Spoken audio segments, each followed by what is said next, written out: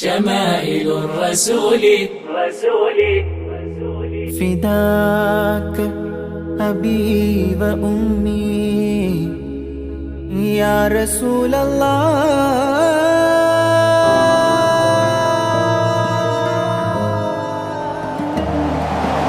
في القلب زاد الحنين محمد طه الأمين هو خير المرسلين صلوا عليه أشرق نور السماء والكون زاد الضياء هو ختام الأنبياء السلام عليكم ورحمة الله وبركاته. نحمده ونصلي على رسوله الكريم. أما بعد فقد قال الله تعالى في القرآن العظيم والفرقان المجيد: وإنك لعلى خلق عظيم. صدق الله العلي العظيم. سبحان ربك رب العزة عما يصفون وسلام على المرسلين والحمد لله رب العالمين. اللهم صل على سيدنا محمد وعلى آله وأصحابه وسلم. اللهم صل على سيدنا محمد وعلى آله وأصحابه وسلم. اللهم صل على سيدنا محمد وعلى آله وأصحابه وسلم.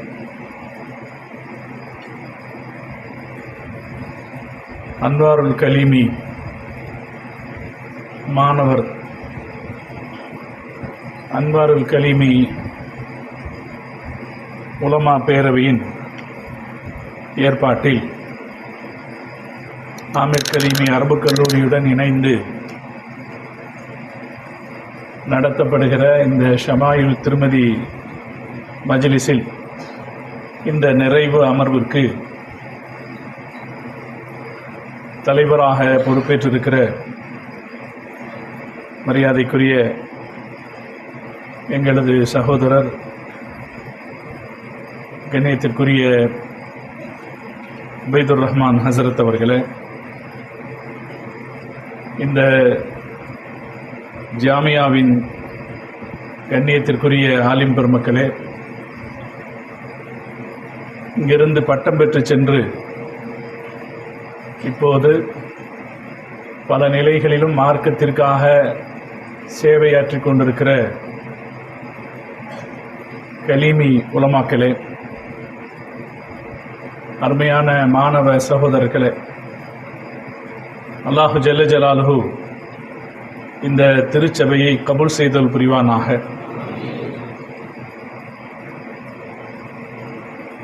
ஷமாயிலு திருமதி ஓதுகிற போது அல்லது அதை கேட்கிற போது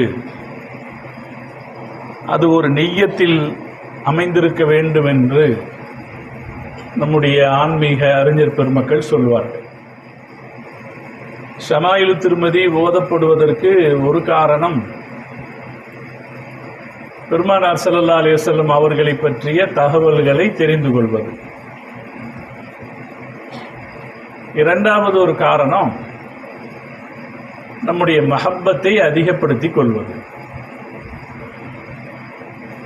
அப்படி நாம ஷமாயிலு திருமதியை ஓத ஆரம்பிக்கிற போது நாம் செவியேற்கிற ஒவ்வொரு ஹதீஸும் நம்முடைய இதயத்தில் இறங்க வேண்டும். அது நாம் நமது வாழ்க்கையில் வெளிப்பட வேண்டும் என்று நாம் ஆசைப்பட வேண்டும். அல்லாஹ் தௌஃபீக் செய்வாங்க. ஒரு செய்தி வருகிறது, திருமதியிலே இருக்கிறது, ஷமாயிலில் தான் வருகிறது. அனஸ் ரலியல்லாஹு தஆலா அன்ஹு அவர்கள் அறிவிக்கிறார்கள், கான ரசூலுல்லாஹி ஸல்லல்லாஹு அலைஹி வஸல்லம் யுக்ஸிரு மின் தஹ்னி ரஸிஹி வ தஸ்ரீஹ் லிஹியத்திஹி. நபி ஸல்லல்லாஹு அலைஹி வஸல்லம் அவர்கள் தலைக்கு அதிகம் எண்ணெய் தடவுவார்கள், தாடியை அதிகமாக சீவிக்கொள்வார்கள் என்ற ஒரு செய்தியை படிக்கிற போது அது ஒரு செய்தியாக மாத்திரம் இருக்கக்கூடாது. அல்லாஹு தாலா அதை நம் வாழ்க்கையிலும் கடைபிடிக்கிற ஒரு பக்குவத்தை அல்லாஹ் நமக்கு தர வேண்டும். அல்லாஹ் தந்தல் புரிவான். நம்ம ஷமாயில் ஓதுறதுனால வெறும் ரசூல் ஸல்லல்லாஹு அலைஹி வஸல்லம் அவர்களுடைய ஹதீஸை மட்டும் தெரிஞ்சுக்கிறது நோக்கம் இல்லை. அதுக்கு அடுத்து இன்னைக்கு இருக்கிற ட்ரெண்ட் என்ன? ஸல்லல்லாஹு அலைஹி வஸல்லம் பத்தி ஒரு ஹதீஸ் தெரிஞ்சிருச்சுன்னா அதுல இன்னைக்கு இருக்கிற சயின்ஸ்ல என்ன பெனிஃபிட் இருக்கு அப்படின்னு சொல்றது நம்ம எல்லாம் அதிக இன்ட்ரெஸ்ட் காட்டுற ஒரு வழக்கம் இல்லையா? இந்த தலைக்கு என்ன தேய்க்கிறதுல என்ன நன்மை இருக்கு அப்படின்னு பாருங்க. அதுல ஒரு அதிசயம் பாருங்க. நம்ம பழைய காலத்துல சாதாரணமா நம்ம வீட்ல எல்லாம் தலைக்கு நிறைய எண்ணெய் தேய்ப்பாங்க. நாங்கெல்லாம் படிக்க வர்ற காலத்திலேயே தலைக்கு எண்ணெய் தேய்க்கிறத விட்டுட்டோம். தலைக்கு இப்ப என்ன தேய்க்கிறோமா? தலைக்கெல்லாம் என்ன தேய்க்கிறது? நம்ம தலையெல்லாம் எண்ணெயே தேய்ச்சது கிடையாது. எண்ணெய் தேய்க்கிறது விட்டுட்டோம். நம்ம நல்லா காப்பாற்றணும், விட்டுட்டோம். ஏன் விட்டுட்டோம் அப்படின்னா, சயின்டிபிக்கா சொன்னா தேங்காய் எண்ணெய் தேய்க்கிறதுல பிரயோஜனம் இல்லைன்னு. சுஜாதாவுடைய பழைய புஸ்தகங்கள், அறிவியல் புஸ்தகங்கள்ல பார்த்தீங்கன்னா அதுல செய்தி இருக்கும், எண்ணெய் தேய்ச்சி குளிக்கிறதுல அப்படியெல்லாம் சயின்டிபிக்கா எந்த உபயோகமும் இருக்கிறதா இல்லை அப்படின்னு சொன்னா, அதனால ஒரு 2-3 தலைமுறை எண்ணெய் தேய்க்கிறதே விட்டுருச்சு. இன்னைக்கு நிறைய சொட்டைங்க இருக்கிறாங்க. என்ன காரணத்தினால? இப்ப என்ன சொல்றான்? தினமும் எண்ணெய் தேய்த்து குடிப்பதை தின ஒழுக்கம் என்று சொல்லுகிறது சித்த மருத்துவம். தின ஒழுக்கமா டெய்லி நாம பயன்படுத்துற ஒழுக்கங்கள்ல ஒண்ணு எண்ணெய் தேய்க்கிறது. அதனால என்ன நன்மை கிடைக்குது அத சொல்றான். இந்த குளியல் தரும் நன்மைகள் எண்ணில் அடங்காது. எண்ணெய் தேய்ச்சி குளிச்சா அதுல கிடைக்கிற நன்மை எண்ணில் அடங்காத நன்மை கிடைக்கும். என்ன ஒரு நன்மை என்னன்னா, நம்முடைய உடலின் உஷ்ணத்தை சமநிலையில் வைக்கிறது. உடம்புல உஷ்ணம் அதிகரிக்கிறது தான் பல பிரச்சனைகளுக்கும் காரணம்னு சித்த மருத்துவம் சொல்லும். அந்த அடிப்படையில் சித்த மருத்துவத்தில் உடலை ஆரோக்கியமாக வைப்பதற்கான ஒரு குறிப்பிட்ட வழி எண்ணெய் தேய்க்கிறது. அது மட்டும் சொல்லல, இன்னொரு செய்தி சொல்றான். நம்ம உடம்புக்கு விட்டமின் டி வேணும். விட்டமின் டி, விட்டமின் டி எங்கிருந்து கிடைக்குது? சூரியன்ல இருந்து கிடைக்குது. அதனால நம்ம என்ன செய்யணும்? வெயில்ல நடக்கணும், வெயில்ல நிக்கணும்.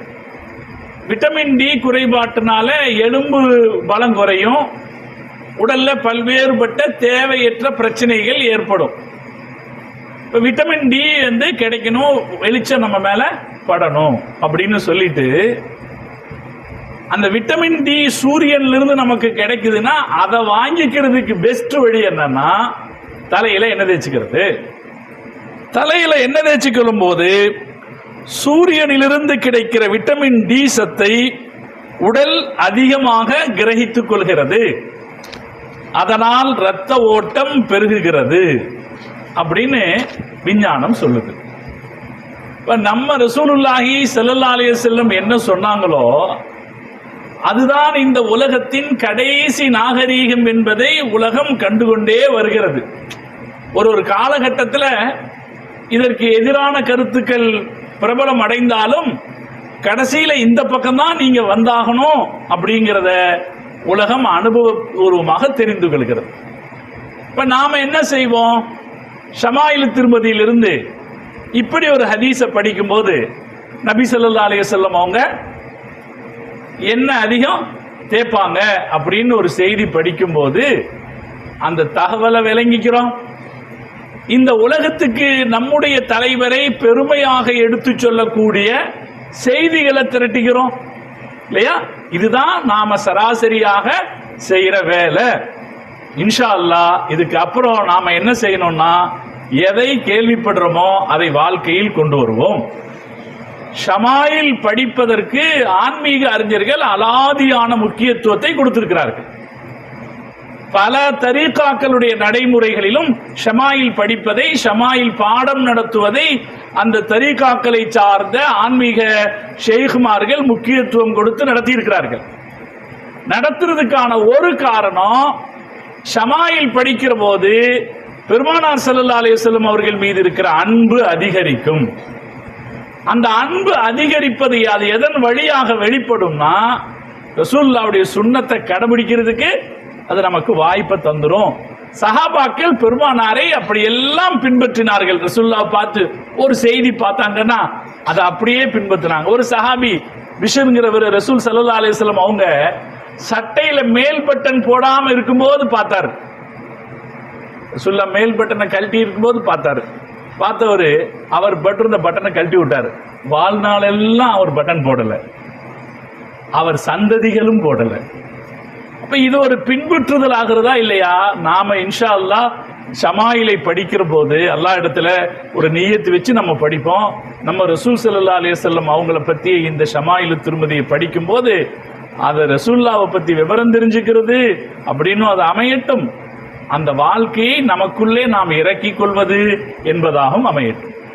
இந்த உலகத்தில் ஷமாயிலு திருமதிக்கு இருக்கிற பெரிய முக்கியத்துவம் என்னன்னா, உலகத்தில் இருந்த எந்த தலைவருக்கும் இப்படி ஒரு டிபார்ட்மெண்ட் கிடையாது. இப்படி ஒரு டிபார்ட்மெண்ட் எந்த ஷமாயில்னா என்ன அர்த்தம்? ஷமாயில்னா என்ன அர்த்தம்?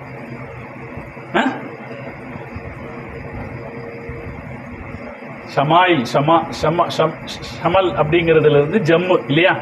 ஒன்று என்ன சொல்லுவாங்கன்னா வடக்கிலிருந்து வீசுகிற காற்று, இன்னொன்று என்ன சொல்லுவாங்கன்னா வடக்கிலிருந்து வருவது. அப்போ அதுக்கப்புறம் இருக்கிற இன்னொரு அர்த்தம் ரொம்ப சுருக்கமாக நமக்கு ஷமாயிலுக்கு சொல்லி கொடுத்த அர்த்தம்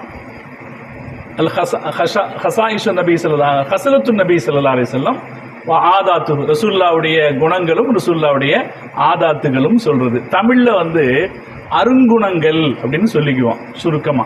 இன்ஷா அல்லாஹ் நம்ம ஞாபகத்தில் வச்சுப்போம். நம்ம இனி அடுத்து ஷமாயில் சொல்லும் போது என்ன தெரியணும், என்ன இருந்தாலும் நம்ம மொழியில தெரிஞ்சா தானே அதுக்கு அர்த்தம் இருக்கு. அதனால நம்ம மொழியில தெரிஞ்சதுதான் நம்ம என்ன சொல்லலாம், ரசூலுல்லாஹ்வுடைய அருங்குணங்கள், முஹம்மது ஸல்லல்லாஹு அலைஹி வஸல்லம் அருங்குணங்கள். அருங்குணங்கள்னா சீரத்திலையும் குணத்தை பத்தி பேசுவாங்க. சீரத்திலையும் இருக்கா இல்லையா? கிதாபுகளை படிச்சோம்னா கிதாபுகள்ல சீரத்துன்னு ஒன்று இருக்கும். சீரத்துக்கும் ஷமாயிலுக்கு இருக்கிற வித்தியாசம் என்னன்னா, சீரத்துல அகலாக்க பத்தி பேசுவாங்க, ஷமாயில்ல தாத்தை பத்தி பேசுவாங்க. ரசூல் ஸல்லல்லாஹு அலைஹி வஸல்லம் தாத்தை பத்தி பேசுறது பிரதான விஷயமா இருக்கும். அதனாலதான் நம்ம திறந்த உடனே முதல் பாடமே என்னவா இருக்கும், இருக்கா இல்லையா? அதுக்கு என்ன, தாத்தை பத்தி பேசுறதுனால அது எடுத்த உடனே அதுல வேற ஆதாத்து நபி ஸல்லல்லாஹு அலைஹி வஸல்லம் இருக்கும் தான். ஆனா ஷமாயில்ல பிரதானமானது என்ன, தாத்தை பத்தி பேசுறது. இந்த உலகத்துல ஒரு மனிதருடைய தாத்தை பத்தி பேசுறதுக்குன்னு ஒரு டிபார்ட்மெண்ட் எங்கேயாவது இருக்கா? அதுல ஒரு புத்தகம் எங்கேயாவது இருக்கா? ஷமாயில் திருமதி ஒரு கிதாபு தான். ஆனா ஷமாயில் மாதிரி பல கிதாபுகள் இருக்கு. காலி இயாத் ரஹ்மத்துல்லாஹி அலைஹியுடைய ஷிஃபாங்கிற ஒரு கிதாப் இருக்கு, ஷமாயில் மாதிரியானது. இது போல பலது இருக்கு. அதுல ஷமாயில் வித்தியாசமானது, பல வகைகள்ல ஷமாயில் வித்தியாசமானது. ஒரு டிபார்ட்மெண்ட், ஒரு கிதாபு கிடையாது. இந்த ஒரு கிதாபு மட்டும் தான் இருக்கா? இந்த துறையில இந்த ஒரு கிதாபு மட்டும் இல்ல, பல கிதாபுகள் இந்த துறையில் இருக்கு. இதுல முன்னோடியான கிதாபு தான் ஷிஃபா, காலி இயாத் ரஹ்மத்துல்லாஹி அலைஹியுடைய கிதாப் ஒன்று இருக்கு, ஷிஃபா இருக்கு. அது மாதிரி பல கிதாபுகள் இருக்கு. அதுல சிறப்பு வாய்ந்தது ஷமாயில, அதற்கு வேற காரணங்கள் பலது இருக்கு. இப்படி ஒரு டிபார்ட்மெண்ட் உலகத்துல எந்த தலைவருக்கும் இல்லை. நாம பார்க்க உலகத்தில் இந்திய மக்கள் உள்ள பெரும்பாலான மக்களுடைய மதிப்பை பெற்றவர் காந்தியடிகள். காந்தியடிகள் தலையில எத்தனை வெள்ளை முடி இருந்துச்சுன்னு ஏதாவது கணக்கு இருக்கா? அவர் வீட்டில் எத்தனை ட்ரெஸ் வச்சிருந்தாருன்னு ஏதாவது கணக்கு இருக்கா? அவர் என்ன தேய்ச்சாருங்கிறத பத்தி ஏதாவது தகவல் இருக்கா? காந்தியடிகளின் 200 தகவல்கள் அப்படின்னு ஒரு புக் இருக்கு. காந்தியடிகளை பற்றி 200, அதாவது நிறைய விஷயங்களை தொகுக்கிறதா நினைச்சுக்கிட்டு இவ்வளவு விஷயங்கள் எழுதியிருக்காங்க. அந்த 200 தகவல்கள்ல என்ன இருக்கும்? இந்த கூட்டத்தில் பேசினாரு, அந்த கூட்டத்தில் பேசினாரு, அவர் சந்திச்சாரு, இவர் சந்திச்சாருன்ற செய்தி இருக்குமே தவிர அவரை பற்றிய தகவல்கள் அவர் சத்திய சோதனையில் சொன்ன அளவுக்கு கூட இந்த புஸ்தகங்கள்ல இருக்கிறது இல்லை. அவர் மாத்திரமல்ல, இந்த உலகத்தில் அறியப்பட்ட தலைவர்கள் யாருடைய வரலாறு பற்றியும் இவ்வளவு தகவல்கள் உலகத்தில் இல்லை. நம்முடைய தலைவர் முகமது ரசூலுல்லாஹி ஸல்லல்லாஹு அலைஹி வஸல்லம் அவர்களுக்கு இவ்வளவு தகவல்கள் இருக்கிறது. அதுவும் பெருமானாருடைய முஅஜிசாக்களில் ஒன்று. அதுவும் ரசூல் ஸல்லல்லாஹு அலைஹி வஸல்லம் உடைய முஅஜிசாக்களில் ஒன்றாக உலகத்திற்கு கிடைக்கிறது. இவ்வளவு தகவல்கள் நமக்கு இருக்கு. அதனாலதான் அதுல துர்முதி அதுல ஸ்பெஷல். அவர் என்னன்னா ஒரு ஹதீஸ் கிதாபு மட்டும் எழுதல. இமாம் துர்முதி ரஹ்மத்துல்லாஹி அலைஹி ஜாமிஉ துர்முதின் ஹதீஸ் கிதாபு மட்டும் எழுதல. அவர் கிதாபுல் இலல் அப்படின்னு ஒரு கிதாப் எழுதினாரு. அதே போல இந்த ஷமாயிலு துர்முதி அப்படிங்கிறதும் அவர் எழுதினாரு. ரெண்டும் தனித்துவம் வாய்ந்த கிதாபுகள். துர்முதி உண்மையில ஒரு அற்புதமான நூல் தான். நாங்கெல்லாம் முத்தவல் படிக்கும்போது துர்முதியினுடைய தக்ரீர் மட்டும்தான் படிப்போம். அது படிச்சா மற்றதெல்லாம் எல்லாம் அப்படித்தானே. துர்முதி மட்டும் படிப்போம். படிச்சா என்ன செஞ்சிடலாம், மற்றதெல்லாம் எழுதிடலாம். துர்முதியில இருக்கிற ஸ்பெஷல் என்னன்னா ஹதீஸ் மட்டும் இல்ல, அதுலயே ஃபிக்ஹு இருக்கு இல்லையா.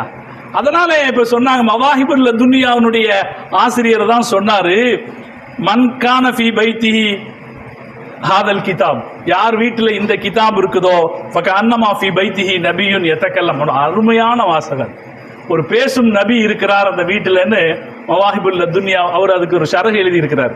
அது அவர் தான் அதை பத்தி சொன்னார். அது அவ்வளவு ஒரு அருமையான செய்தி.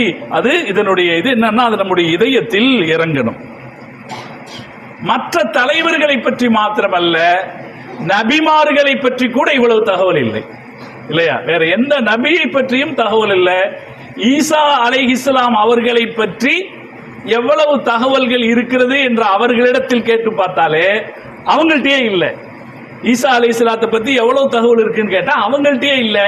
இன்னும் சொல்ல போனா ஈசா அலைஹிஸ்ஸலாத்தை பத்தி குர்ஆன் சொல்லுகிற அளவுக்கு கூட தகவல்கள் அவர்களிடத்தில் இல்லை. இது ஒரு யதார்த்தமானது. நான் கிறிஸ்துவ பாதிரியார்களுடைய கூட்டத்தில் பேசுகிற போது சொல்லுவேன்,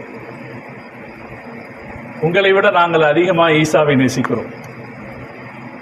அவர் பேரை சொல்லும் போதெல்லாம் நாங்கள் சும்மா சொல்ல மாட்டோம், ஈசா அலைஹிஸ்ஸலாம் என்று தான் சொல்லுவோம். எங்களில் ஒரு சின்ன குழந்தை இயேசு என்று சும்மா சொல்லாது, இயேசு என்று சும்மா சொல்லாது, இயேசு என்று சொன்னால் அலைஹிஸ்ஸலாம் என்று சொல்லும். அதே போல உங்களை விட அதிகமான தகவல்கள் எங்களுடைய குர்ஆனில் அவரை பற்றி இருக்கிறது அப்படின்னு சொல்லுவோம் நம்ம.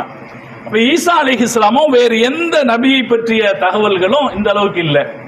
அதுலேயும் ஒரு ஆச்சரியம் என்னன்னா, பதிவு சாதனங்கள் இருக்கிற காலத்தில் வாழ்ந்த தலைவர்கள், ஆடியோ ரெக்கார்டர், வீடியோ ரெக்கார்டர், கையில எழுதி வைக்கிற பழக்கம், இவைகள் உள்ள காலத்தில் வாழ்ந்த தலைவர்கள். உதாரணத்துக்கு முகலாய அரசர்கள்.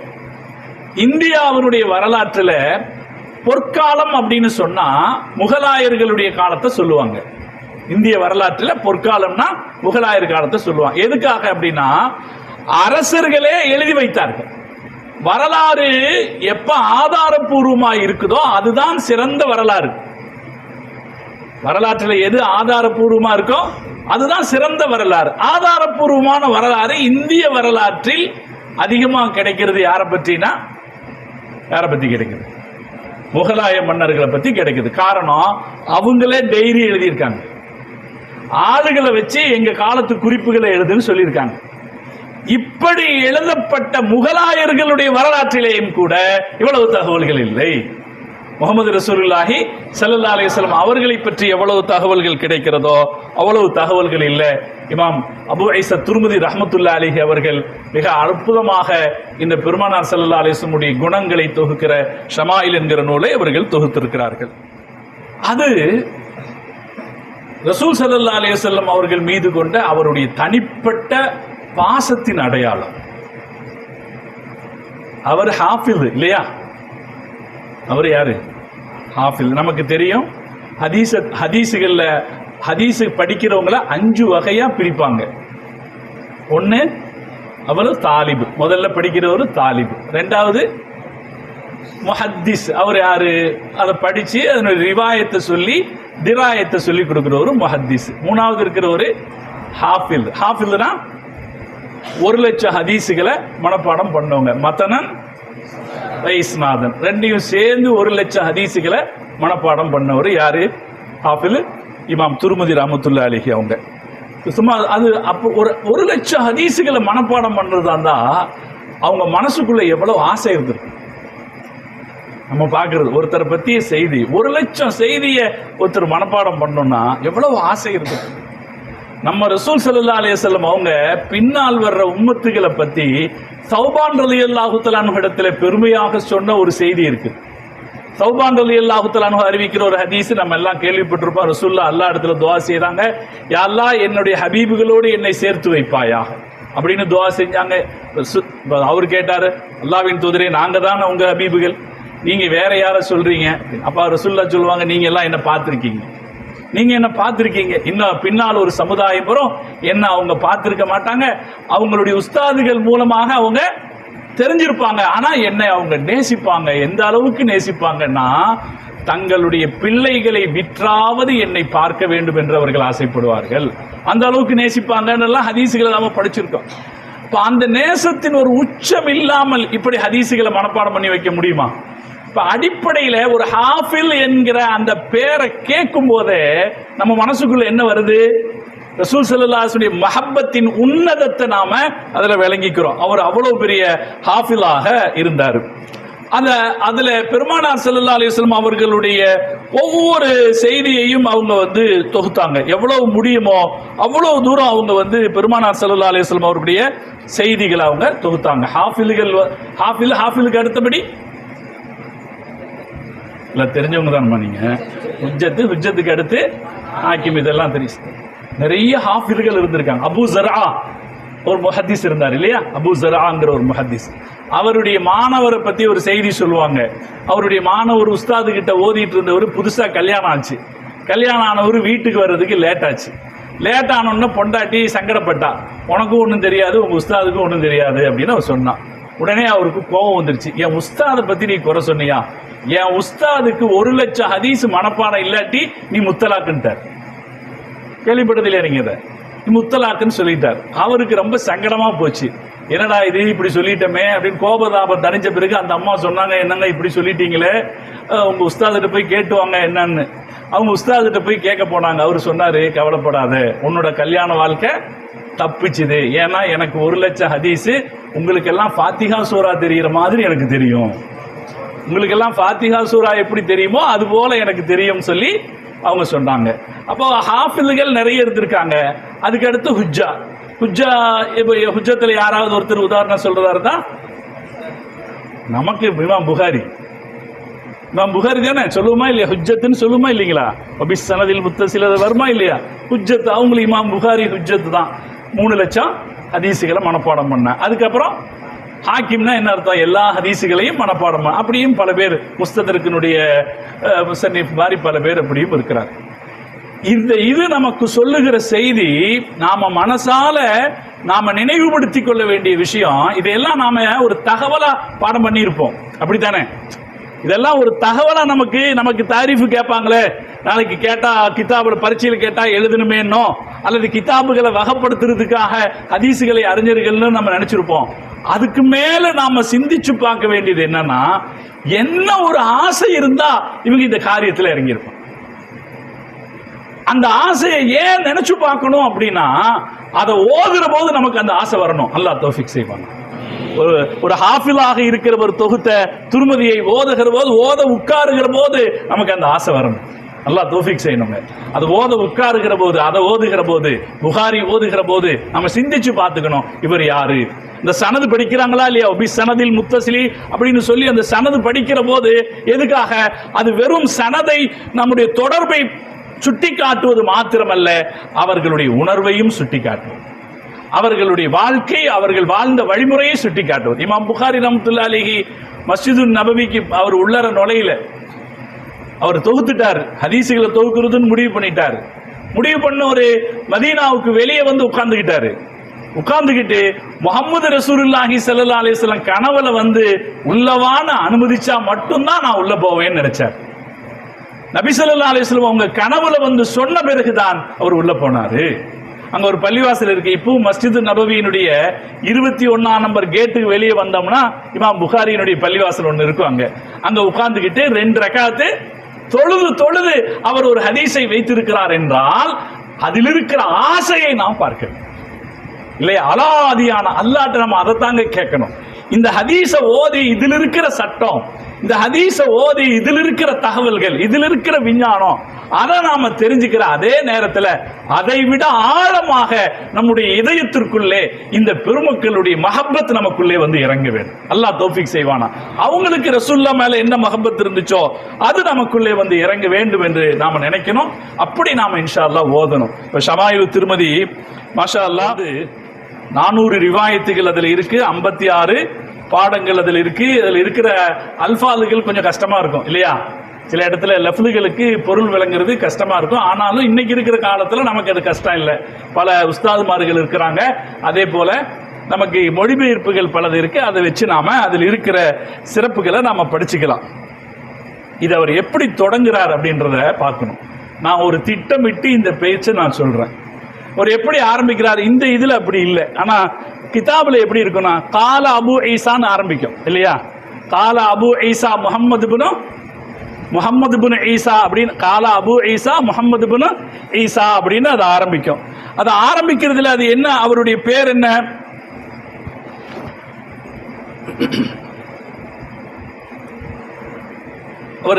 அவர் எப்படி ஆரம்பிப்பார்னா கால அபு ஈசா, கால ஷேக், அப்படிதான் கால ஷேக் அபு ஈசான்னு ஆரம்பிக்கும். ஷேக்னா வயசானவருக்கு தான் ஷேக்னு சொல்லுது. 50 வயசுக்கு மேல ஆச்சுன்னா சொல்றது. நம்ம எல்லாம் அந்த வயசுக்கு போகல. 50 வயசுக்கு மேல ஆனா தான் ஷேக்னு சொல்றது. ஆனாலும் மார்க்க வழக்கத்துல ஷேக்னு யாரை சொல்லுவாங்கன்னா, யாரு அறிவில் சிறந்தவராக இருந்தாரோ அவரை ஷேக்னு சொல்ற பழக்கம் இருக்கு. அவரும் அந்த வகையில தான் ஷேக். அவர் ரொம்ப வயசானதுனால ஷேக்னு அல்ல, அவர் இளம் காலத்திலேயே அந்த கிதாபு துறையில வந்துட்டாரு. இமாம் புகாரி 11 வயசுல ஷேக் ஆயிட்டாருன்னு வரலாறு சொல்லுது. இமாம் புகாரி எத்தனை வயசுல? 11 வயசுல. ஒரு செய்தி இருக்கு, லம்மா பலா 11 சனத்தன் ரத்த அலா பாலி மஷாயிகி அலத் கலத்தன். அவங்களுடைய ஷேகுமார்கள் சில பேர் ஹதீஸ் வாசிக்கும் போது இவர் 11 வயசு மாணவர், இவர் சொல்லுவாரு, இல்லைங்க நீங்க சொன்ன இடத்துல இந்த சின்ன தப்பு இருக்கு அப்படின்னு திருத்தி கொடுத்திருக்கிறாரு. இமாம் புகாரி ரஹ்மத்துல்லாஹி அலைஹி 11 வயசுல. இமாம் ஷாஃபி ரஹ்மத்துல்லாஹி அலைஹி 13 வயசுல தஃப்சீர் நடத்தியிருக்காங்க. 13 வயசுல தஃப்சீர் நடத்தியிருக்காங்க. அவரு தஃப்சீர் நடத்த விளையாடுவாராம். யாரு? தஃப்சீர் சொல்லுவாரு, தஃப்சீர் சொல்ல விளையாடுவாராம். தஃப்சீர் நடத்திக்கிட்டு இருக்கும்போது பெரிய ஆளுகள்லாம், இப்பவும் சில இடத்துல நடக்குதா இல்லையா, சின்ன பிள்ளைங்க இமாமா இருந்து என்ன செய்வாங்க, பயான் சொல்லுவோம். அது பெரியவங்களெல்லாம் உட்காந்து கேட்பாங்களா இல்லையா? அது போல அவர் சின்ன வயசுக்காரரு, திறமையானவர், தஃப்சீர் நடத்துவாரு. நடத்திட்டு இருக்கும்போது 2 சிட்டுக்குருவி வந்து உட்கார்ந்துருக்கு. தொப்பி எடுத்து போட்டு மூடிட்டாராம். சிட்டுக்குருவியை தொப்பி எடுத்து போட்டு மூடிட்டாராம். மூடணும்னா பக்கத்தில் இருக்கிறவங்க பெரியவங்களை, இது என்னங்க இது ஓதுறவருக்கு இந்த விளையாட்டு அப்படின்னு நினைச்சிருக்காங்க. நினைச்ச கொஞ்ச நேரத்தில் ஒரு ஹதீஸ் அவர் படிச்சிருக்காரு. அஸ்ஸபியு சபியுன் வலவுகான இப்ன நபியின். சபி தான் அவர் நபியுடைய மகனாக இருந்தாலும் சரின்னு படிச்ச உடனே அந்த பெருமக்கள் தங்களுடைய எண்ணத்தை மாத்திக்கிட்டாங்கன்னு இமாம் ஷாஃபி ரஹ்மத்துல்லாஹி அலைஹி பற்றி ஒரு செய்தி இருக்கிறது. அதே போல மாலிக் ரஹ்மத்துல்லாஹி அலைஹி 17 வயசுல அவங்க மார்க்க ஃபத்வா கொடுக்க ஆரம்பிச்சாங்கன்னு இருக்கு. இப்ப இவர்களும் சின்ன வயசுல தான் இந்த கிதாபினுடைய வேலையை தொடங்கி இருக்காங்க. மிக சின்ன வயசுலயே ஆலிமாகி சின்ன வயசுலயே மார்க்கம் சொல்ற வேலையை அவங்க செஞ்சிருக்காங்க. சின்ன வயசுலயே 1 லட்சம் ஹதீசுகளை மனனம் செய்தது மாத்திரமல்ல, திருமதி ரஹ்மத்துல்லாஹி அலைஹி ஹாஃபில்னு சொல்ற இடத்துல அறிஞர்கள் சொல்லுவாங்க, வயஹ்தமிலு ஐயகூன ஹாஃபிலல் கிதாபி வ சுன்னா. குர்ஆனுடையவும் அவரு ஹாஃபிலா இருந்திருக்கிறார். வெறும் ஹதீசுகளுடைய ஹாஃபிலாக மட்டும் இல்ல, குர்ஆனுடையவும் அவர் ஹாஃபிலாக இருந்திருக்கிறார் என்று அவரை பற்றி சொல்லுவாங்க. அப்ப குர்ஆனையும் அவங்க மனப்பாடம் பண்ணி இருக்கிறாங்க. இவங்க பெருமானார் ஸல்லல்லாஹு அலைஹி வஸல்லம் செய்திகளை சின்ன வயசுலயே சொல்லிட்டாங்க. அப்ப 1 லட்சம் ஹதீசுகளை மனனம் செய்து, குர்ஆனை மனனம் செய்து, சின்ன வயசுலயே இந்த பிரச்சாரத்தை தொடங்கி மிகச்சிறந்த மனன சக்தியுடையவர் என்பதை நிரூபித்திருக்கிறார்கள். அவங்க காலகட்டத்திலேயே மிகச்சிறந்த மனன சக்தியை அவர்கள் நிரூபித்திருக்கிறார்கள். இந்த ஹதீசுகள்ல வரக்கூடிய ராவிகளுடைய தரத்தை தீர்மானிக்கிறதுல ஞாபக சக்திக்கு முக்கிய இடம் இருக்கு. முருவத் என்கிற மனிதாபிமானத்துக்கு ஒரு முக்கிய இடம் இருக்கு. அதே போல ஞாபக சக்திக்கு முக்கிய இடம் இருக்கு இல்லையா? அதுதானே ஃபர்ஸ்ட் காமிலுல் லபத் அப்படின்னு முதல் செய்தியா சொல்லுவாங்க சஹீஹினுடைய தாரீஃப்ல. அந்த லபுத்துல என்ன வரக்கூடாது, வாழ்நாள்ல எந்த இடத்துலையும் அவரு இப்படி யோசிக்க கூடாது.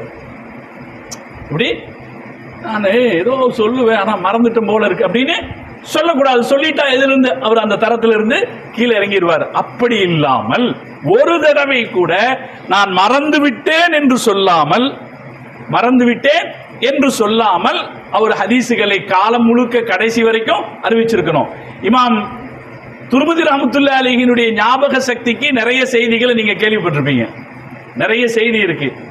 அவர் ஒரு தடவை ஹஜ்ஜுக்கு போகும்போது திடீர்னு ஒரு இடத்துல குனிஞ்சு போனார். கேள்விப்பட்டிருக்கீங்களா இல்லையா? திடீர்னு ஒரு இடத்துல குனிஞ்சு போனார். இப்போ கூட இருந்தவங்க கேட்டாங்க, ஏங்க குனிஞ்சு போறீங்க? இப்போ அவர் சொன்னார், அப்போ அவருக்கு கண்ணு பார்வை இல்லை, கடைசி காலத்தில் கண்ணு பார்வை போயிடுச்சு. இமாம் துர்முதியை பற்றி 2 செய்தி சொல்லுவாங்க. ஒன்று, அவருக்கு சின்ன வயசுலயே பார்வை இல்லாம போச்சுன்னு ஒரு செய்தி சொல்லுவாங்க. இன்னொரு செய்தி, அவருக்கு பிற்காலத்துல தான் பார்வை போச்சு. நிறைய கான கசீரல் முகா, நிறைய அழுபவராக இருந்தார், அதனால அவருடைய பார்வை போச்சும்பாங்க. அதுல மஷூரான எல்லாரும் எடுத்துக்கிற கருத்து, அவருக்கு பிற்காலத்துல பார்வை தெரியாம போச்சுங்கிறதா. பார்வை தெரியாம போயிருக்கிற நிலையில ஒரு உதவியாளரோட அவர் பயணம் பண்ணுகிற போது ஒரு இடத்துல தலையை குனிஞ்சு போனாரு. அப்ப மற்றவங்க கேட்டாங்க, ஏங்க தலையை குனிஞ்சு போறீங்க? அப்ப அவர் சொன்னாரு, நான் பல தடவை இந்த பாதையில் பயணித்திருக்கிறேன், இங்கே ஒரு மரம் இருந்தது, நான் வருகிற போதெல்லாம் அந்த மரத்துக்கு அடியிலே என் தலையை குனிஞ்சுதானே நான் போவேன் அப்படின்னா. இல்லையே, மரம் ஒன்றும் இல்லையே. அப்படின்னா நிறுத்துங்கன்ட்டாங்க. நிறுத்துங்கன்னு சொன்னபடி இந்த பக்கத்து ஊர்ல போய் கேட்டுட்டு வாங்க என்னாச்சுன்னு. பக்கத்து ஊர்கள்ல போய் விசாரிக்கிறாங்க. விசாரிக்கும் போது அவங்க சொன்னாங்க, ஆமா இங்க ஒரு மரம் இருந்துச்சு, பயணிகளுடைய சௌகரியத்துக்காக அந்த மரத்தை நாங்க வெட்ட சொல்லிட்டோம் அப்படின்னு சொன்ன பிறகு இமாம் துர்முதி ரஹ்மத்துல்லாஹி அலைஹி சொன்னாங்க, அல்ஹம்துலில்லாஹ், ஒருவேளை நான் சொன்னது தவறாக இருந்திருக்குமானால் இதற்கு மேல் நான் ஹதீஸை அறிவித்திருக்க மாட்டேன். நான் சொன்னது சரி, இது எனக்கு சரி என்றதை வச்சு நான் ஹதீஸை அறிவிக்கிறேன் என்று அவங்க சொன்னாங்கன்னு இருக்கு. இவ்வளவு செய்திகளை நான் ஏன் சொல்றேன்? அவங்க ஹாஃபிலாக மார்க்கத்தின் பெருமானார் ஸல்லல்லாஹு அலைஹி வஸல்லம் மீது கொண்ட பேர் அன்பிலே 1,00,000 ஹதீசுகளை மனனம் செய்தவராக, அதில் ஒரு செய்தியை கூட விட்டு விடாதவராக இமாம் துர்முதி ரஹ்மத்துல்லாஹி அலைஹி இருந்திருக்காங்க. அவருடைய சிறப்புல வேறொரு செய்தி என்ன? அவருடைய உஸ்தாதுகள்ல இமாம் புகாரி உஸ்தாது இல்லையா? இமாம் புகாரி உஸ்தாது. இமாம் புகாரி அவர் இப்னு ஹஜர் ரஹ்மத்துல்லாஹி அலைஹி, அதே போல ஹாக்கிம் ரஹ்மத்துல்லாஹி அலைஹி போன்ற பலரும் சொல்ற செய்தி, மாத்தல் புகாரி வலம் யக்லிஃப் ஃபி குராசான ஃபில் இல்மி வல் ஹிஃப்லி வல் வரஇ வஸ் ஸுஹத் மிஸ்ல துர்முதி. இமாம் புகாரி மௌத்தா போனாரு, அவரை போல இவரை தவிர வேற எவரையும் அவர் விட்டு செல்லல. இல்மிலையும் ஹிஃப்திலையும் வரஇலையும் வேற எதிலும் இவரை போல அவர் விட்டு செல்லலைன்னு சொல்ற அளவுக்கு புகழ் பெற்றவராக இருந்தார். உங்களுக்கு எல்லாம் ஒரு செய்தி தெரிஞ்சிருக்கும் நினைக்கிறேன். இமாம் புகாரி உஸ்தாது, துர்முதி ரஹ்மத்துல்லாஹி அலைஹி மாணவர். ஆனா இவர்கிட்ட இருந்து 2 ஹதீஸ் அவர் அறிவிச்சிருக்கார். துர்முதி இமாம்கிட்ட இருந்து 2 ஹதீஸ் அறிவிச்சிருக்கார். அறிவிச்சது மட்டும் இல்ல, அவரு வருத்தப்பட்டிருக்காரு இமாம் புகாரி, நீங்க எங்கிட்ட இருந்து பயன்பெற்றது போல உங்ககிட்ட இருந்து என்னால பயன்பெற முடியலையேன்னு. அப்ப எவ்வளவு சிறப்பு வாய்ந்தவராக இருந்திருப்பாரு. இவ்வளவு சிறப்பு வாய்ந்தவராக இருந்த அவர் ஹதீசுகளை இவ்வளவு தூரத்தில் அவர் அறிவிக்கிறார். இவர் இவ்வளவு ஹதீசுகளை அறிவித்து ஒரு ஷமாயில் என்று பெருமானார் ஸல்லல்லாஹு அலைஹி வஸல்லம் ஒரு ஹதீஸ் தொகுப்புகளை தருகிற போது இன்னைக்கு இருக்கிற உலகத்தில் என்ன நடக்குது? இந்த ஹதீசுகள்ல சிலது லைஃபா இருக்கு அப்படின்னு சொல்லி இதை சுருக்கிறான். எதை சுருக்கிறான்? ஷமாயிலு திருமதியை சுருக்கிறான். இதுல இருக்கிற ஹதீசுகளுக்கு மொழிபெயர்ப்பு செய்ய மாட்டேங்கிறான். ஒரு பிரபலமான ஹதீஸ் இருக்குது, உர்வத்து பின் மஸ்ஊத் ஸகஃபி ரலியல்லாஹு தஆலா அன்ஹு, அவங்க ரசூல் ஸல்லல்லாஹு அலைஹி வஸல்லம் அவர்களை பத்தி சொல்ற நேரத்து ரசூல் ஸல்லல்லாஹு அலைஹி வஸல்லத்தை பத்தி உருவா சொல்லுவாங்களா இல்லையா? இதா தனஹம நகாமத்தன் வகாத் ஃபி இல்லையா, இதா தனஹம நகாமத்தன் வகாத் ஃபி யதி அஹதிஹிம். ரசூலுல்லாஹ் துப்புனாங்கன்னா அது ஒருத்தருடைய கையில விழுகுது, அவர் எதுலுக்கும் அதை எடுத்து அவர் முகத்துல தடவிக்கிறாரு அப்படின்னு ஹதீஸ் இருக்கா இல்லைங்களா? இந்த ஹதீஸ் இருக்குல்ல, நீங்க இந்த ரஹீகுல் மக்தூம்ன்ற கிதாப்ல ஒரிஜினல்ல இருக்கு. ஒரிஜினல்ல அவரு முபாரக் பூரி எழுதின ஒரிஜினல் வெர்ஷன்ல அது இருக்கு. அதை தமிழ்ல மொழிபெயர்த்திருக்கான் பாருங்க, தமிழ்ல மொழிபெயர்த்திருக்கான் பாருங்க, அதுல இந்த வார்த்தைக்கு மொழிபெயர்ப்பு இருக்காது.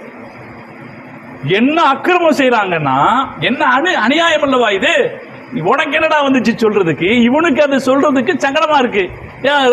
அவர் துப்புனதை வாங்கி முகத்துல தடவிக்கு வாங்கன்னு சொல்றது சங்கடமா இருக்கு. துப்புற எச்சியில நல்லது இருக்குன்னு இன்னைக்கு விஞ்ஞானம் சொல்லுது. விஞ்ஞானம் சொல்லுது எது நல்லா இருக்கு. கொரோனா காலத்துல சொன்னாங்க, எச்சியில நன்மை இருக்குன்னு சொன்னாங்க. எச்சியில நன்மை இருக்குது. ஆனா விஞ்ஞானி சொல்றது ஒரு பக்கம் இருக்கட்டும், ஹதீஸ்ல இருக்கா இல்லையா? உருவத்துக்கு மஸ்ஊத் ஸகஃபி இந்த வார்த்தையை சொல்லுகிற போது அவர் முஸ்லிம் அல்ல. அவர் முஹம்மது ரசூலுல்லாஹி ஸல்லல்லாஹு அலைஹி வஸல்லம் இடத்திலே பேரம் பேசுவதற்காக மக்காவின் காஃபிர்களுடைய தரப்புல வந்தவர்.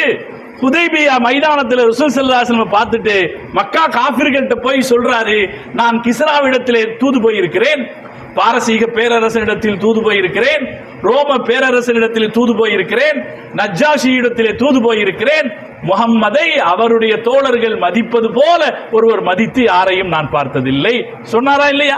இதை எழுதி வச்சுட்டு இதுக்கு அடுத்துதான் அவர் சொல்றாரு, அவர் ஒரு எச்சில் துப்பினால் நம்மெல்லாம் இன்னைக்கு உலகத்துக்கு பகிரங்கமா எடுத்து சொல்ற செய்தி, எங்க நபி எவ்வளவு புகழுக்குரியவர்னா அவர் எச்சில் துப்பினால் அதை வாங்கி மூஞ்சில தேய்ச்சுக்குவாங்க சஹாபாக்கள்.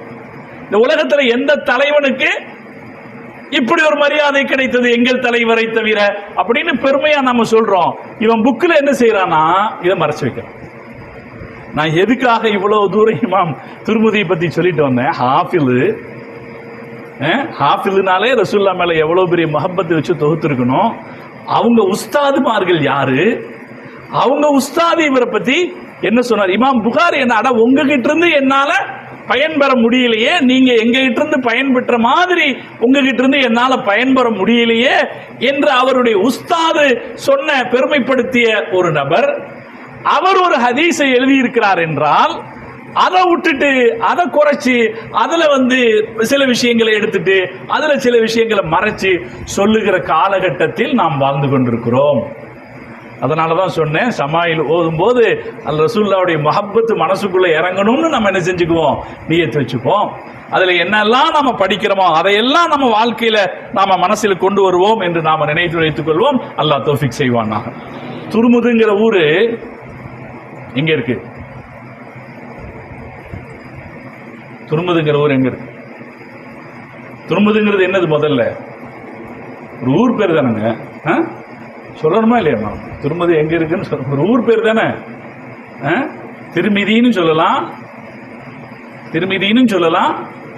துர்முதுன்னு சொல்லலாம். துர்முதுங்கிறது மாவரா நகருக்கு பின்னாடி இருக்கிற ஊருன்னு கிதாபுகள் எழுதுவாங்க. மாவரா நகர்னு ஒரு வார்த்தை இருக்கு இல்லையா?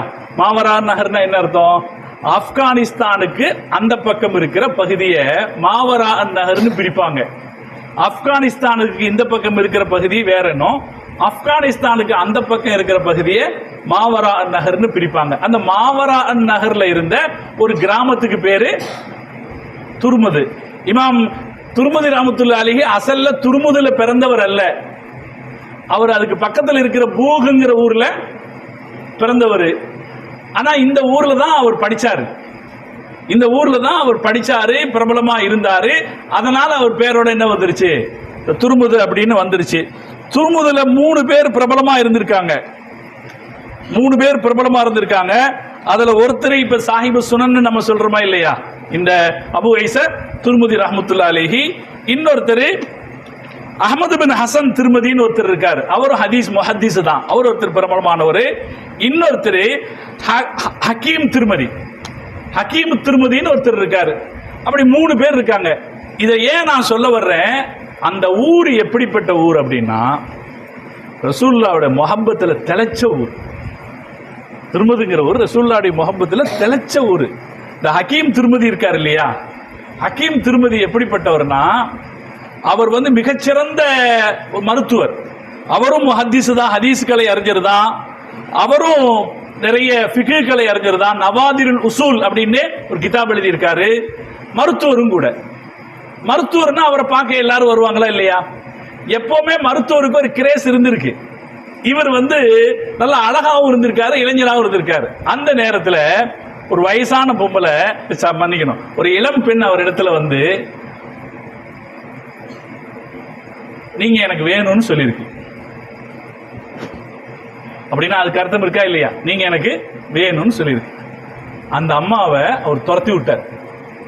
சின்ன வயசு ஒரு பொண்ணு தானா வந்து உங்களை நான் ஆசைப்படுறேன்னு சொல்லுது, துரத்தி விட்டார். சைத்தானே போ அப்படின்னு சொல்லி துரத்தி விட்டார். சின்ன வயசுல கிழவர் ஆயிடுறாரு. வயசெல்லாம் ஆகி எல்லா உடம்புல இருக்கிற சக்தி எல்லாம் முடிஞ்சு கிழவர் ஆகிறாரு.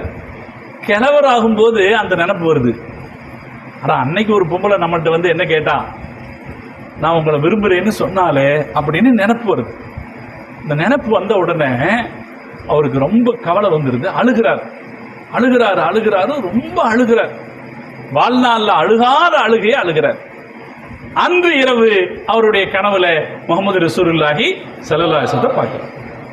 பார்த்துட்டு ஸல்லல்லாஹு அலைஹி வஸல்லம் கேட்கிறாங்க, ஏன் இப்படி அழுகிறீங்க?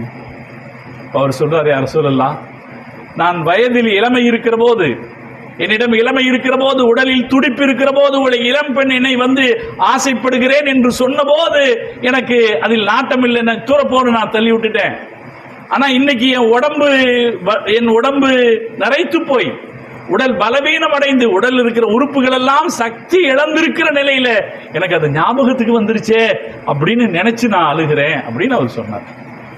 அப்ப சொன்னபோது, இது ஏன் இப்படி வந்துச்சு, நான் கெட்டு போயிட்டேனே அப்படின்னு சொன்னபோது ரசூல் ஸல்லல்லாஹு அலைஹி வஸல்லம் சொன்னாங்களாம், இல்ல நீ அன்னைக்கு அப்படி நினைச்சே இல்லையா, ஒரு இளைஞனாக இருக்கிற போது ஒரு இளம் பெண் வந்து தன் ஆசைக்கு அழைத்த போது அதை துரத்தி விடுகிற சக்தி இருந்துச்சு இல்லையா, அன்னைக்கு அது என்னுடைய காலகட்டத்தோடு நெருங்கிய காலகட்டமாக இருந்தது.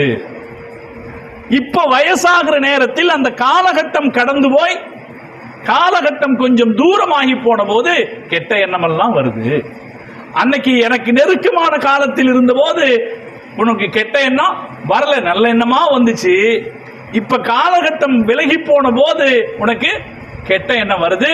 இது காலத்தின் கொடுமை என்று ஸல்லல்லாஹு அலைஹி வஸல்லம் அவரை சொல்லி ஆறுதல் படுத்தினாங்கன்னு ஒரு செய்தி இருக்கு. இந்த செய்தியுமே எதுக்கு சொல்றேன்னா, இவங்க அந்த காலகட்டத்தில் உள்ளவங்க. இமாம் துர்முதி ரஹ்மத்துல்லாஹி அலைஹி முஹம்மது ரசூலுல்லாஹி ஸல்லல்லாஹு அலைஹி வஸல்லம் அவங்க எந்த காலகட்டத்தை பாதுகாப்பான காலகட்டம் என்று சொன்னார்களோ அந்த காலகட்டத்தில் வாழ்ந்த அவங்க ஹதீசுகளை இப்படி தொகுத்து இப்படி பெருமானார் ஸல்லல்லாஹு அலைஹி வஸல்லம் இயல்புகள் பண்புகள் இருந்தது என்று சொல்லி தொகுத்து இருக்கிற போது இப்ப சில பேர் வந்துட்டு அதுல லைஃப் இருக்கு, அதுல சில ஹதீசுகள் லைஃபானவை அப்படின்னு சொல்லி அதை கட் பண்ணி சுருக்கிறான். அது மொத்தம் 400 ரிவாயத்துகள் இருக்கா, 400 ரிவாயத்துகள் 56 பாபுகள் இருக்கா, அதை கட் பண்ணி சுருக்கி கொஞ்சமா போறான். ஷமாயில தவிர்க்க முடியல. ஆனா அதே நேரத்தில் அவனால, நான் அதனாலதான் சகோதரர்கிட்ட சொன்னேன், இன்னைக்கு பல பேர் ஷமாயில மொழிபெயர்க்கிறான் பாருங்க, மொழிபெயர்க்கிற போது அதை முழுசா மொழிபெயர்க்கிறது இல்ல, அறகுறையா மொழிபெயர்க்கிறான், அல்லது மொழிபெயர்த்து விட்டு தன்னுடைய வேற மாதிரி கருத்துக்களை அதுல பரப்புறாங்க. அதனால இன்னைக்கு இருக்கிற நம்முடைய கடமை, நான் என்னுடைய அருமை சகோதரர்கிட்ட சொன்னேன், இன்னைக்கு இருக்கிற நம்முடைய கடமை ஷமாயிலு திர்மிதி இன்ஷா அல்லாஹ் நம்ம ஓதுறோமா இல்லையா, ஓதுறதோட அடுத்த வருஷத்துக்குள்ளார ஆமீர் கலீமி உலமாக்களா சேர்ந்து ஷமாயிலு திர்மிதியை நம்ம அஹ்லு சுன்னா வல் ஜமா கோட்பாட்டின் அடிப்படையில் சரியான ஒரு மொழிபெயர்ப்பை நாம் கொண்டு வர வேண்டும். ஏன்னா நாம அந்த உணர்வோட செய்யறதுக்கு அல்லாஹ் நம்ம கிட்ட கொடுத்திருக்கான் இல்லையா, அல்லாஹ் கொடுக்கட்டும். அல்லாஹ் அந்த உணர்வையும் உண்மையும் அல்லாஹ் நம்மகிட்ட கொடுக்கணும். அது அந்த உணர்வோட நாம இன்ஷா அல்லாஹ் 400 ஹதீஸ் தானங்க, 400 ரிவாயத்துகள், அதை நாம தயார் பண்ணிட முடியும். புத்தகமாக அதை பதுக்கி வைப்பதும் ஒரு பெரிய காரியம் அல்ல. அது இன்னைக்கு எல்லாம் புஸ்தகம் போடுறது பெரிய விஷயம் அல்ல, நாம் அதெல்லாம் கொண்டு வருவோம். முஹம்மது ரசூலுல்லாஹி ஸல்லல்லாஹு அலைஹி வஸல்லம் அவர்களை பற்றிய அவ்வளவு ஒரு பெரிய தொகுப்பு இதெல்லாம்.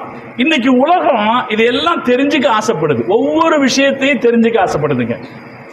எங்கிட்ட வந்து ஒருத்தர் கேட்டார், தேனை பத்தி உங்க நபி என்ன சொல்லியிருக்காரு? ஏன்னா இன்னைக்கு தேனை பத்தி பெருசா பேசுறாங்களா இல்லையா, தேனை பத்தி உங்க நபி என்ன சொல்லியிருக்காரு? இப்போ நான் சொன்னேன், அதுல ஷிஃபா இருக்குன்னு குர்ஆன் சொல்லுதுங்க. தேனை பத்தி ஷிஃபா இருக்குன்னு குர்ஆன் சொல்லுது. அது மட்டும் இல்ல, ஹதீஸ்ல வந்திருக்கு, இமாம் புகாரி ரஹ்மத்துல்லாஹி அலைஹி அறிவிக்கிற ஹதீஸ் இருக்குது. ஸல்லல்லாஹு அலைஹி வஸல்லம் அவங்க கான யுஹிப்புல் ஹல்வா வல் அஸல், நபி ஸல்லல்லாஹு அலைஹி வஸல்லம் அவங்க ஹல்வாவையும் தேனையும் நேசிப்பார்கள்னு ஹதீஸ்ல இருக்கு. அப்ப அதை சொன்ன நேசிப்பார்கள்னு ஹதீஸ் சொன்னேன். அதுக்கு அடுத்து நான் ஒரு செய்தி சொன்னேன், அவர் வியப்படைஞ்சார். என்னன்னா, ஸல்லல்லாஹு அலைஹி வஸல்லம் சீரத்துகள்ல வந்திருக்கு, காலையில சுபஹ் தொழுகையை முடிச்ச உடனே அவங்க தன்னுடைய வேலைகளை முடிச்சுட்டு நேரா வீட்டுக்குள்ள வருவாங்க. ஒரு கப்புவான்னு சொல்றாங்க, ஒரு கப்பு எடுப்பாங்க, தண்ணி வச்சிருப்பாங்க, அந்த சுடு தண்ணி வச்சிருப்பாங்க, அந்த தண்ணியில கொஞ்சம் தேனை ஊத்தி சாப்பிடுவாங்கன்னு இருக்கு. இதை நான் சொன்ன உடனே அந்த ஆள் அவ்வளவு ஆச்சரியப்பட்டான். தேனில் தண்ணீர் கலந்து பெருமானார் ஸல்லல்லாஹு அலைஹி வஸல்லம் அவர்கள் சாப்பிடுவார்கள் சொன்ன உடனே அவ்வளவு ஆச்சரியப்பட்டு சொன்னா, சார் இது இன்னைக்கு மருத்துவம் சார், இன்னைக்கு இருக்கிற மெடிசன். காரணம், தேனை பற்றி இன்றைக்கு இருக்கிற மருத்துவம் பாராட்டி பேசுகிறது, பல விஷயங்கள் சொல்லுது. ஈஸிலி டைஜஸ்ட், தேன் சாப்பிட்டீங்கன்னா சீக்கிரமா சாப்பிட்டது ஜீரணமாயிடும். ரெண்டாவது, இட் ஆல்சோ ஹெல்ப்ஸ் கிட்னி, அது கிட்னிக்கு உபயோகமா இருக்குது. அதே போல அது நமக்கு நம்முடைய உடல் நல்ல முறையில் இயங்குவதற்கு காரணமா இருக்கு அப்படின்லாம் சொல்றோம். அதுக்கும் மேல தேன்ல இருக்கிற பிரயோஜனம் என்னன்னா, தேர்க்கில் இருக்கிற குளுக்கோஸ் லெவல் சர்க்கரையில் இருக்கிற குளுக்கோஸ் லெவலை விட 40% கம்மி, 40% கம்மி. இது ஒரு செய்திங்க. இதுக்கு அடுத்து ஒரு செய்தி அந்த சொன்னாரு. என்ன சொன்னாருன்னா, நாம சாப்பிட்ட உடனே சாப்பிட்டது உடம்புக்குள்ள போய் சேருவதற்கு, ரத்தத்தில் சேருவதற்கு குறைஞ்சது 1.5 மணி நேரம் 2 மணி நேரம் பிடிக்கும். 1.5-2 மணி நேரம் பிடிக்கும். நீங்க சின்ன பிள்ளைங்க உங்களுக்கு தெரியாது, இந்த சாப்பாட்டுக்கு அப்புறம் சுகர் பார்ப்பாங்களா இல்லையா? எவ்வளவு நேரம் கழிச்சு பார்ப்போம். இந்த கூட்டத்தில் கேட்டா தெரியல, வேற ஒரு கூட்டத்தில் கேட்டா உடனே சொல்லியிருப்பாங்க 1.5 மணி நேரம்னு. அது என்ன அனுபவம்? 1.5 மணி நேரம், 1.25 மணி நேரம் அல்லது 2 மணி நேரம் கழிச்சு பார்ப்பாங்க. சாப்பிட்டதுக்கு அப்புறம் இருக்கிற சுகர் லெவலை பார்க்கறது. காரணம் என்னன்னா, அப்பதான் சுகரினுடைய லெவல் அது நம்முடைய உடம்புல போய் சேர்ந்து ரத்தத்துல சுகர் லெவல் எவ்வளவு ஏறி இருக்குன்னு காட்டும். எப்ப? 2 மணி நேரம் கழிச்சு. ஆனா தண்ணீரில், சுடு தண்ணீரில் நாம தேனை கலந்து சாப்பிடும் போது 7 நிமிஷத்துல அது ரத்தத்துல போய் சேருதான். தேன் 7 நிமிஷத்துல ரத்தத்துல போய் சேர்க்கிறது. இப்ப நபி ஸல்லல்லாஹு அலைஹி வஸல்லம் அவர்களை பற்றிய தகவல்கள் இன்னைக்கு உலகம் கவனிக்கிற விஷயமாக இருக்கிறது, கவனிக்கிற விஷயமா இருக்கு. இன்னொரு செய்தி நான் உங்களுக்கு சொல்லணும். இது இன்னொரு மெடிசன், ஒரு மெடிசன்ல ஒருத்தர் ஆச்சரியமா சொன்னது ஒரு ஹதீஸ் இருக்கு. என்னை ஆச்சரியப்படுத்தின ஹதீசுகள்ல ஒண்ணு அபூதாவுதுல வருது. ஒரு மனிதர் ஃபுலாலத் இப்னு உபைத் ரலியல்லாஹு தஆலா அன்ஹுவ மிஸ்ர்ல வச்சு பார்க்கிறார். ஃபுலாலத் இப்னு உபைத் ரலியல்லாஹு தஆலா அன்ஹுவ மிஸ்ர்ல வச்சு பார்க்கிறார். பார்க்கும்போது அவர் செருப்பு போடல. அவர் கேட்கிறாரு, ஃபமாலி லா அரா அலைக ஹிதான், ஏங்க செருப்பு போடல அப்படின்னு கேட்கிறார். செருப்பு போடணுமா வேண்டாமா? செருப்பு போடணுமா வேண்டாம்? மார்க்க என்ன சொல்லுது? செருப்பு போடணும்னு சொல்லுதா இல்லையா? எல்லா இடத்துலயும் செருப்பு போடணும்னு சொல்லுதா இல்லைங்களா? அவரு செருப்பு போடல. இவர் கேட்கிறாரு, நீங்க ஏங்க செருப்பு போடல? அப்ப அவர் சொல்றாரு, கானன் நபி ஸல்லல்லாஹு அலைஹி வஸல்லம் யஅமுருனா அன் நஹ்தஃபிய ஹயானன், நபி ஸல்லல்லாஹு அலைஹி வஸல்லம் அவர்கள் சில நேரம் செருப்பில்லாமல் நடக்குமாறு எங்களுக்கு சொன்னார்கள். சகோதரர்களே, இப்படி ஒரு செய்தி அபூதாவுதுல இருக்கிறது. நாம கவனிக்க வேண்டும் என்பதற்காக சொல்றோம். நம்ம ரசூல் ஸல்லல்லாஹு அலைஹி வஸல்லம் அவர்களை பற்றிய ஒரு செய்தியை சொல்றார். ரசூல் ஸல்லல்லாஹு அலைஹி வஸல்லம் சில நேரம் செருப்பு இல்லாம இருந்திருக்காங்க. இன்னைக்கு மருத்துவம் என்ன சொல்லுது? கொஞ்ச நேரம் செருப்பு இல்லாம நடங்க. நீங்க இந்த பார்க்கில் எல்லாம் பார்த்திருப்பீங்களா இல்லையா? கூழாங்கல் போட்டு வச்சிருப்பாங்களா இல்லையா? அதுல நடக்கிறது பார்த்திருப்போமா? கூழாங்கல் போட்டு வச்சு நடப்பாங்களா இல்லையா? எதுல நடப்பாங்க? வெறுங்காலோட நடப்பாங்க. வெறுங்காலோட நடந்தா என்ன தெரியும்? நம்ம உடம்புல கால்ல உணர்ச்சி இருக்கா, அப்படின்னு தெரியும். டாக்டர்ஸ் கால்ல வெறுங்காலோட நடங்கன்னு சொல்லுவாங்க. அப்படி வெறுங்காலோட நடக்கிறதுக்கு ஒரு ஹதீஸ் இருக்கிறதுன்னு செய்தி தெரியும் போது உலகம் அதிசயப்படுமா இல்லைங்களா? நம்ம ரசூலுல்லாஹி ஸல்லல்லாஹு அலைஹி வஸல்லம் அவர்களிடமிருந்து ஒவ்வொரு செய்தியையும் தெரிந்து கொள்வதற்கு உலகம் ஆசைப்பட்டு கொண்டிருக்கிற நிலையில் ஒவ்வொன்றையும் ஒன்று விடாமல், நம்முடைய கருத்துக்கு, நம்முடைய சிந்தனைக்கு ஆட்படாமல், நம்முடைய முன்னோர்கள் என்ன தொகுத்தார்களோ அதை அப்படியே கொண்டு போய் அடுத்த தலைமுறைக்கு கொண்டு போய் சேர்க்க வேண்டிய கடமை நமக்கு இருக்கிறது. அல்லாஹ் தௌஃபீக் செய்வானாக. அதை தான் நான் கேட்டுக்கொள்கிறேன். இன்ஷா அல்லாஹ் அடுத்த வருஷத்துக்குள்ளார இந்த ஷமாயிலு துர்மதியை மொழிபெயர்த்து, சிறப்பாக மொழிபெயர்த்து, இன்றைக்கு இருக்கிற நடையில மொழிபெயர்த்து, இன்னைக்கு ஏதாவது அதுல விளக்கங்கள் தேவைப்படுமானால் அந்த விளக்கங்களையும் சேர்த்து அடுத்த வருஷத்துக்குள்ள நீங்க ஒரு புஸ்தகமா ரெடி பண்ணி நீங்க அதை வெளியிடுங்க. அதை அல்லாஹ் தௌஃபீக் செய்வானாக. இன்றைக்கு இருக்கிற தேவை, இந்த உலகம் இன்றைக்கு பெருமானார் ஸல்லல்லாஹு அலைஹி வஸல்லம் அவர்களை பற்றிய செய்திகளை சில பேர் சொல்ல மறுக்கிற போது நம்மால இருந்துகிட்டு முஸ்லிமாவே இருந்துகிட்டு, முஸ்லிம் பேர்ல இருந்துகிட்டு, உலகத்திற்கு அறிமுகமானவனாக இருந்துகிட்டு, இந்த ரஹீக்குல் மக்தூம்ல அதை மறைச்சிருக்கிறது எவ்வளவு பெரிய அக்கிரமம், எவ்வளவு பெரிய கொடுமை. இது மாதிரி பல வேலைகள் செய்யறான், பல ஹதீசுகளை விட்டுறான். இது மாதிரியான விபத்துக்கள் நடக்காம நாம மிகச்சரியான அளவில் நம்முடைய முன்னோர்கள் தொகுத்த இந்த செய்திகளை கொண்டு போய் நாம சமூகத்துக்கு சேர்க்க வேண்டிய கடமை இருக்கிறது. இமாம் துர்முதி ரஹ்மத்துல்லாஹி அலைஹி அவர்கள் அவர்களுடைய 70வது வயசுல வஃபாத்தானாங்க. 279 ரஜபு 13 அவங்களுடைய 70வது வயசுல அவங்க வஃபாத்தானாங்க. வஃபாத்தான பிறகு அவங்க அன்றிலிருந்து இன்று வரைக்கும் உலக மக்களால் நேசிக்கப்படக்கூடிய ஒரு அறிஞராக இருக்கிறார். அன்றிலிருந்து இன்று வரைக்கும் துர்முதிக்குன்னு ஒரு தனி மரியாதை இருக்கிறது. அது யார்கிட்ட? படித்தவர்கள் கிட்ட ஒரு தனி மரியாதை இருக்கிறது. அதை நம்ம ஓதுற காலகட்டத்திலேயும் நம்ம பார்த்திருக்கோம். இப்ப நம்ம ஓதுறதுக்கும் அது இன்ட்ரெஸ்டா இருக்கும். மற்ற எந்த நூலையும் விட துர்முதி ஓதுவதற்கு மிகவும் நமக்கு மகிழ்ச்சி அளிக்கக்கூடிய நாள். அதனாலே அவங்க தொகுத்த ஷமாயில் துர்முதியை இவ்வளவு நாள நம்ம ஓதி இருக்கோம். நான் மீண்டும் கேட்டுக்கிறேன், நாம இன்ஷா அல்லாஹ் ஓதும் போது நமக்கு என்ன தெரியுது? அந்த தகவல் தெரியுது, தகவல் தெரியுது. இரண்டாவது என்ன தெரியுது? அது சார்ந்த அறிவியல் பூர்வமான செய்திகளையும் நாம திரட்டிக்க முடியும். இப்ப நாம நினைவில் கொள்ள வேண்டியது, அந்த மஹப்பத்தை நம்முடைய மனசுக்குள் நாம் இறக்கிக் கொள்ள வேண்டும். அல்லாஹ் தௌஃபீக் செய்தல் புரிவானாக. முஹம்மது ரசூலுல்லாஹி ஸல்லல்லாஹு அலைஹி வஸல்லம் அவர்களை நினைவு கூறுகிற ஒரு சிறப்பான ஏற்பாடு ஷமாயிலு திருமதி என்கிற இந்த ஹதீஸ் தொகுப்புகள் ஓதப்படுகிற ஏற்பாடு. அது நம்முடைய மஹப்பத்தை வளர்ப்பதற்கு காரணமாக அமையட்டும். அல்லாஹ் அதற்கு பரிபூர்ணமான அதனுடைய பரக்கத்தை அல்லாஹ் நமக்கு தந்தல் புரிவானாக. அல்லாஹ் நம்முடைய இல்மிலே பரக்கத்தை அல்லாஹ் அதன் மூலம் தந்தல் புரிவானாக. நம்முடைய தீனிய உணர்விலே, நம்முடைய மார்க்கத்தை பாதுகாக்கிற சிந்தனையிலே அல்லாஹ் அதில் பரக்கத்தை தந்துள்வானாக என்று துஆ செய்து, இவ்வளவு நேரம் உங்களோடு இதை பற்றி பேசுவதற்கான வாய்ப்பை கொடுத்த அருமையான கலீமி ஆலிம்களுக்கு என்னுடைய மனமார்ந்த நன்றியை தெரிவித்து நிறைக்கிறேன். வாஹிரு தஅவானா அல்ஹம்துலில்லாஹி ரப்பில் ஆலமீன். அஸ்ஸலாமு அலைக்கும் வரஹ்மத்துல்லாஹி வபரகாத்துஹு.